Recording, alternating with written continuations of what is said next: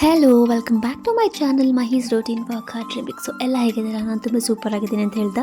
So ಇವತ್ತಿನ healthy food receipts day 2ಗಲ್ಲಿ ನಾನು ಏನು ಮಾಡ್ತಾಯಿದ್ದೀನಿ ಅಂತ ನಿಮ್ಮ ಮುಂದೆ ತೋರಿಸ್ತಾ ಇದ್ದೀನಿ. ಏನಿದು ಆನಿಯನ್ಸ್, ಟೊಮ್ಯಾಟೋಸ್, ಗಾರ್ಲಿಕ್, ಜಿಂಜರ್ ಎಲ್ಲ ಇಟ್ಕೊಂಡಿದ್ದೀನಿ ಅಂತ ನೋಡ್ತಾ ಇರ್ಬೋದು.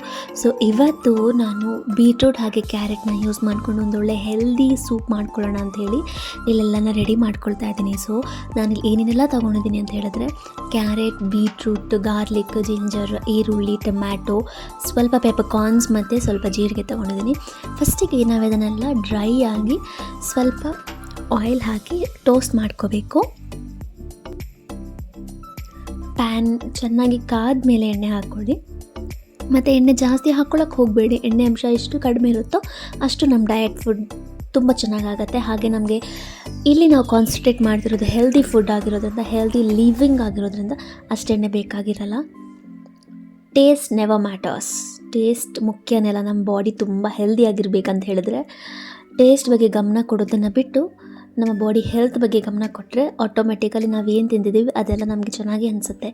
ಸೊ ಚೆನ್ನಾಗಿರಲ್ಲ ಅಂತ ಅಂದ್ಕೊಳ್ಬೇಡಿ, ಇದು ಕೂಡ ತುಂಬ ಚೆನ್ನಾಗಿರುತ್ತೆ. ಬಿಕಾಸ್ ನಾವಿಲ್ಲಿ ಜಿಂಜರ್, ಗಾರ್ಲಿಕ್, ಟೊಮ್ಯಾಟೋಸ್, ಆನಿಯನ್ಸ್ ಎಲ್ಲ ಹಾಕ್ತಿದ್ದೀವಿ. ಮತ್ತು ಖಾರಕ್ಕೆ ನಾನಿಲ್ಲಿ ಹಸಿರು ಮೆಣಸಿನ್ಕಾಯಿ ಆಗಲಿ, ಕೆಂಪು ಮೆಣಸಿನ್ಕಾಯಿ ಆಗಲಿ ಅಥವಾ ಕೆಂಪು ಮೆಣಸಿನ್ಕಾಯಿ ಪುಡಿ ಆಗಲಿ ಯಾವುದೇ ರೀತಿ ಬಳಸ್ತಾ ಇಲ್ಲ.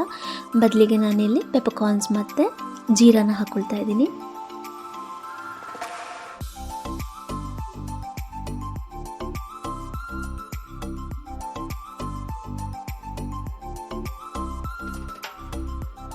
ಮೊದಲಿಗೆ ಪ್ಯಾನ್ಗೆ ಆನಿಯನ್ಸ್, ಟೊಮ್ಯಾಟೋಸ್, ಜಿಂಜರ್, ಗಾರ್ಲಿಕ್ನ ಹಾಕ್ಕೊಂಡು ಸ್ವಲ್ಪ ಟೋಸ್ಟ್ ಮಾಡ್ಕೊಳ್ಳಿ. ಇದೆಲ್ಲ ಸ್ವಲ್ಪ ಬಾಡಿಸಾದ್ಮೇಲೆ ಇಲ್ಲಿ ಕ್ಯಾರೆಟ್ ಮತ್ತು ಬೀಟ್ರೂಟ್ನ ದಪ್ಪದಾಗಿ ಹಚ್ಕೊಂಡಿದ್ದೀನಿ. ಅದನ್ನು ನಾನಿಲ್ಲಿ ಆ್ಯಡ್ ಮಾಡ್ಕೊಳ್ತೀನಿ. ನಾವಿಲ್ಲಿ ಗ್ರೈಂಡ್ ಮಾಡ್ಕೊಳ್ಳೋದ್ರಿಂದ ಸಣ್ಣದಾಗಿ ಹಚ್ಚಬೇಕು ಅನ್ನೋ ಅವಶ್ಯಕತೆ ಏನಿಲ್ಲ.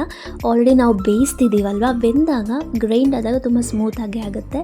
ಸೊ ಇಲ್ಲಿ ನಾನು ಯೂಸ್ ಮಾಡಿದ್ದು Himalayan pink salt. As usual ನನ್ನ ವ್ಲಾಗ್ಸಲ್ಲಿ ನೀವೆಲ್ಲ ನೋಡೇ ಇರ್ತೀರ. ನಾನು ಆಲ್ಮೋಸ್ಟ್ ಹಿಮಾಲಯನ್ ಪಿಂಕ್ ಸಾಲ್ಟ್ನೇ ನಾನು ಯೂಸ್ ಮಾಡಿರ್ತೀನಿ. ಸೊ ಸ್ವಲ್ಪ ಹೊತ್ತು ಪ್ಲೇಟ್ ಮುಚ್ಚಿ ಹಬೆಯಲ್ಲಿ ಬೇಯೋಕೆ ಬಿಡಿ. ಯಾವುದೇ ರೀತಿ ನೀರನ್ನು ಹಾಕಬೇಡಿ. ನೋಡಿ, ವೆಜಿಟೇಬಲಲ್ಲೇ ಇರೋ ನೀರೇ ತಟ್ಟೆಯಿಂದ ಹೊರಗಡೆ ಬೀಳ್ತಾ ಇದೆ. ಅಷ್ಟು ನೀರಿನ ಅಂಶ ಅದರಲ್ಲೇ ಬಿಟ್ಕೊಂಡಿರುತ್ತೆ. ಸೊ ಎಷ್ಟು ನೀವು ಡ್ರೈ ಆಗಿ ಟೋಸ್ಟ್ ಮಾಡ್ತೀರೋ ಅಷ್ಟು ಒಳ್ಳೆಯದು. ಈಗ ನೀವು ನೋಡ್ತಾ ಇರ್ಬೋದು 5-7 ಆಗಿದೆ ಟೈಮು. ಆಲ್ಮೋಸ್ಟ್ ನಾನು 6:37 ಅಷ್ಟರಲ್ಲಿ ನಾನು ಡಿನ್ನರ್ನ ಮುಗಿಸ್ಬಿಡ್ತೀನಿ. ಸೊ ಈಗ ನಾವೇನೆಲ್ಲ ಟೋಸ್ಟ್ ಮಾಡಿದ್ದೀವಲ್ಲ ಅದನ್ನು ನಾನು ಒಂದು ಗ್ರೈಂಡರ್ ಮಿಕ್ಸಿಗೆ ಹಾಕ್ಕೊಳ್ತಾ ಇದ್ದೀನಿ, ಜಾರಿಗೆ. ಸೊ ಇಲ್ಲಿ ನಾನು ಎಕ್ಸ್ಟ್ರಾ ಏನು ಆ್ಯಡ್ ಮಾಡಿದ್ದೀನಿ ಅಂದರೆ ಹುರ್ಗಡ್ಲೆ ನಾನು ಆಗಲೇ ಮಿಕ್ಸ್ ಮಾಡಿಕೊಂಡೆ, ಹಾಕೋದು ಮರ್ತೋಯ್ತು ನಿಮಗೆ ತೋರಿಸೋದು.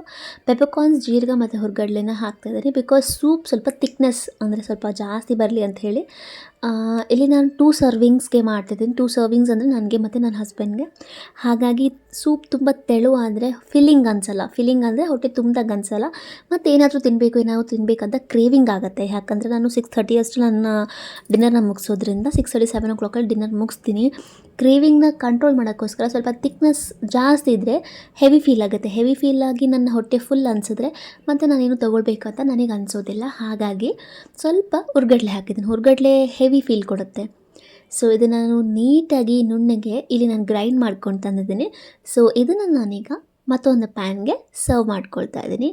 ಆ ಪ್ಯಾನ್ಗೆ ಸ್ವಲ್ಪ ಹೆಚ್ಚು ಅಲ್ಲ, ಸ್ವಲ್ಪ ಎಷ್ಟು ಬೇಕಷ್ಟು ಮಾತ್ರ ನೀರು ಹಾಕ್ಕೊಂಡು, ಹೆಚ್ಚು ಹಾಕ್ಕೊಳ್ಳೋಕೆ ಹೋಗಬೇಡಿ. ಎಷ್ಟು ಬೇಕು ಅಷ್ಟು ಮಾತ್ರ ನೀರು ಹಾಕ್ಕೊಳ್ಳಿ. ಬಿಕಾಸ್ ಎಷ್ಟು ಜನ ಸರ್ವಿಂಗ್ಸ್ ಇದ್ದಾರ ನೋಡಿ, 2, 3, 4 ಅದ್ರ ಪ್ರಕಾರವಾಗಿ ನೀವು ನೀರು ಹಾಕ್ಕೊಳ್ಳಿ. ಇಲ್ಲಿ ನಾನು ಇಬ್ಬರೇ ಆಗಿರೋದ್ರಿಂದ ಹೆಚ್ಚಾಗಿ ನಾನು ನೀರು ಆ್ಯಡ್ ಮಾಡ್ತಾ ಇಲ್ಲ. ಎಷ್ಟು ನೀರು ಬೇಕಾಗುತ್ತೆ ಅಷ್ಟು ನೀರು ಹಾಕ್ಕೊಳ್ಳಿ. ಮತ್ತು ನಿಮಗೇನಾದರೂ ಉಪ್ಪು ಬೇಕಾಗುತ್ತೆ ಅನ್ನೋದಾದರೆ ಉಪ್ಪು ಹಾಕ್ಕೊಳ್ಳಿ. ನನ್ನ ಪ್ರಕಾರ ಹೇಳೋದಾದರೆ ಉಪ್ಪು ಮತ್ತು ಸಕ್ಕರೆ ನಮ್ಮ ಆಹಾರದಲ್ಲಿ ಎಷ್ಟು ಕಡಿಮೆ ಇರುತ್ತೋ ಅಷ್ಟು ಬಾಡಿಗೆ ತುಂಬ ಒಳ್ಳೆಯದು. ಸೊ ನಾನಿಲ್ಲಿ ಎಕ್ಸ್ಟ್ರಾ ಏನೂ ಆ್ಯಡ್ ಮಾಡಲ್ಲ. ನಾನು ಏನು ಗ್ರೈಂಡ್ ಮಾಡಿದ್ದೀನಿ ಅದಕ್ಕೆ ಎಷ್ಟು ಬೇಕಾಗುತ್ತೆ ಅಷ್ಟು ಮಾತ್ರ ನೀರು ಹಾಕಿ ಚೆಂದ ಲಂಪ್ಸ್ ಏನಾದರೂ ಇದೆಯಾ ಅಂತ ನೋಡ್ತಾ ಇದ್ದೀನಿ, ಕಲಿಸ್ತಾ ಇದ್ದೀನಿ. ಸೊ ಲಂಪ್ಸ್ ಅಂತ ಹೇಳಿದ್ರೆ ಕ್ಯಾರೆಟ್, ಬೀಟ್ರೂಟ್ ಏನಾದರೂ ಹಾಗೆ ದಪ್ಪ ಉಳಿದಿದೆಯಾ ಅಂತ, ಆ ಥರ ಏನಾದರೂ ಇದ್ದರೆ ನಾವು ಸೂಪ್ ಕುಡಿಯುವಾಗ ಸ್ವಲ್ಪ ಹಿಂಸೆ ಅನಿಸ್ಬಹುದು. ಹಾಗಾಗಿ ಫಸ್ಟೇ ನೋಡ್ಕೊಳ್ಳಿ. ಸೊ ಯಾವುದೇ ರೀತಿ ಲಂಪ್ಸ್ ಇಲ್ಲ. ಹಾಗಾಗಿ ನಾನು ಒಲೆ ಮೇಲೆ ನಾನು ಸೂಪ್ನ ಇಟ್ಟಿದ್ದೀನಿ. ನೋಡಿ ಎಷ್ಟು ತಿಕ್ಕಾಗಿದೆ ಸೂಪ್. ಇದನ್ನು ಚೆನ್ನಾಗಿ ಕುದಿಯಕ್ಕೆ ಬಿಡಬೇಕು.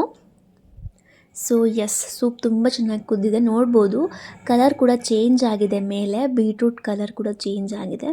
ಸೊ ಈಗ ಫ್ಲೇಮ್ನ ಆಫ್ ಮಾಡಿ ನಾನು ಸರ್ವ್ ಮಾಡ್ತಾ ಇದ್ದೀನಿ. ಸೊ ಇಲ್ಲಿಗೆ ಇವತ್ತಿನ ನನ್ನ ಹೆಲ್ದಿ ಡಯೆಟ್ನ ಸೆಕೆಂಡ್ ಡೇ ಮುಗಿದಿದೆ. ಸೊ ಹೆಲ್ದಿ ಫುಡ್ ರೆಸಿಪೀಸ್ನ ಸೆಕೆಂಡ್ ಡೇಲಿ ನಾನು ಮಾಡಿದ್ದು ಕ್ಯಾರೆಟ್ ಬೀಟ್ರೂಟ್ ಸೂಪ್. ಸೊ ನಿಮಗೆ ಈ ವಿಡಿಯೋ ಇಷ್ಟ ಆಗಿದೆ, ನನ್ನ ವಿಡಿಯೋನ ಲೈಕ್ ಮಾಡಿ, ಶೇರ್ ಮಾಡಿ, ಕಮೆಂಟ್ ಮಾಡಿ, ನನ್ನ ಚಾನಲ್ನ ಸಬ್ಸ್ಕ್ರೈಬ್ ಮಾಡೋಕ್ಕೆ ಮರಿಬೇಡಿ. ಇನ್ನು ಮುಂದೆ ಹೆಲ್ದಿ ರೆಸಿಪೀಸ್ನ ನಾನು ಹಾಕ್ತಾ ಹೋಗ್ತೀನಿ. ತುಂಬ ಬಾಡಿಗೆ ಹೆಲ್ದಿ ಆ್ಯಂಡ್ ಯೂಸ್ಫುಲ್ ಥಿಂಗ್ಸ್ ನಾನು ಇದೇ ಯೂಟ್ಯೂಬ್ ಚಾನಲಲ್ಲಿ ಅಪ್ಲೋಡ್ ಮಾಡ್ತಾ ಹೋಗ್ತೀನಿ. ಅದು ನಿಮಗೂ ತುಂಬ ಯೂಸ್ಫುಲ್ ಆಗುತ್ತೆ ಅಂತ ನಾನು ಅಂದ್ಕೊಳ್ತೀನಿ. So see you soon the next vlog. And taste ಅಂತೂ ತುಂಬ ಚೆನ್ನಾಗಿತ್ತು. ನೀವು ಕೂಡ ಟ್ರೈ ಮಾಡಿ ಹೇಗಿತ್ತು ಅಂತ ಹೇಳಿ ಕಮೆಂಟ್ ಬಾಕ್ಸಲ್ಲಿ ಕಮೆಂಟ್ ಮಾಡೋದನ್ನು ಮರಿಬೇಡಿ. So see you soon and bye.